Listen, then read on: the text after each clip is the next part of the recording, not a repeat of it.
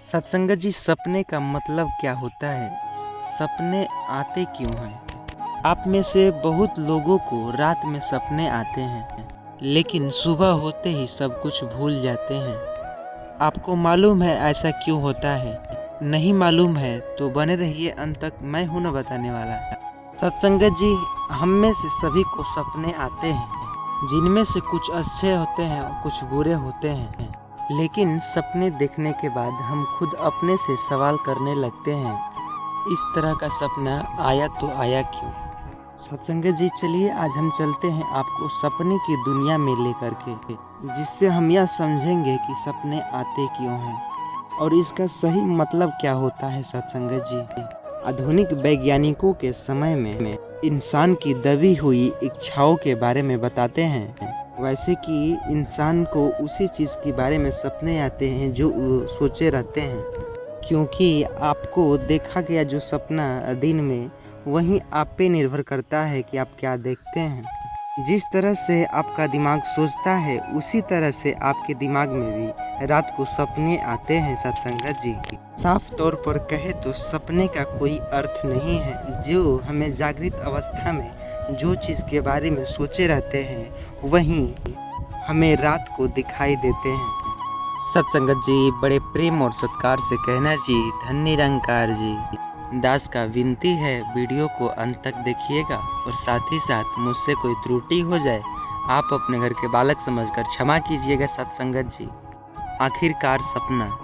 सत्संगत जी, सपने के सुनते ही हमें लगता है ऐसा कि हकीकत में ऐसा ही हो रहा है जो कि सपने में सुने हैं।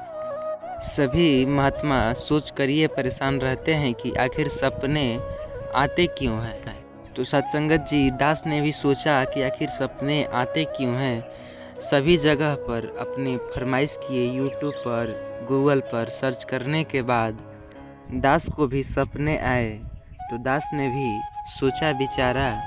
सत्संगत जी, करीबन रात के 2 बजे एक सपना आया और सत्संगत जी, वो सपना दास को पूरा शुरू से लेकर अंत तक याद है। जब सत्संगत जी सुबह में जब उठे तो देखे कि यह तो बिल्कुल झूठ है। तो सत्संगत जी, सपना एक भ्रम है जो कि हमें रात में सपने के तौर पर दिखाई देता है। सत्संगत जी, सबसे बड़ा है कि यह भ्रम है। हम इस भ्रम में पड़ कर के ये सोचते हैं कि देखिए, बात ऐसा है कि जब यादें जो होती हैं, पुरानी या नई यादें, उनमें से मिल कर के सभी यादें रात को सपने में आती हैं और उनसे एक विचित्र स्वप्न में यादगार याद आते हैं। इससे सत्संगत जी घबराना नहीं है, हमें सतगुरु की सुमिरन सत्संग सेवा करनी है। और सत्संगत जी, रही बात निरंकार की स्वप्न में आने का, तो सत्संगत जी, हमें ज्ञान से ही पता चलता है कि हमें निरंकार मतलब निराकार, जिसका कोई आकार नहीं है। तो फिर वो सत्संगत जी, हमें सपने कैसे हैं? सपने में निरंकार कैसे है जिसका कोई आकार ही नहीं है। सत्संगत जी, कुल मिला के सब ये भ्रम है जो कि हमारे मन में पैदा होता है। सत्संगत जी, सपना मन को भटकाता है, आपके आत्मा को साथ ही साथ भटकाता है। सत्संगत जी, जिसे मन, विचार और कर्म में चेंजिंग काफ़ी आते हैं। सत्संगत जी, हमें इससे छुटकारा कैसे पाएं? चलिए मैं आज आपको बताता हूँ।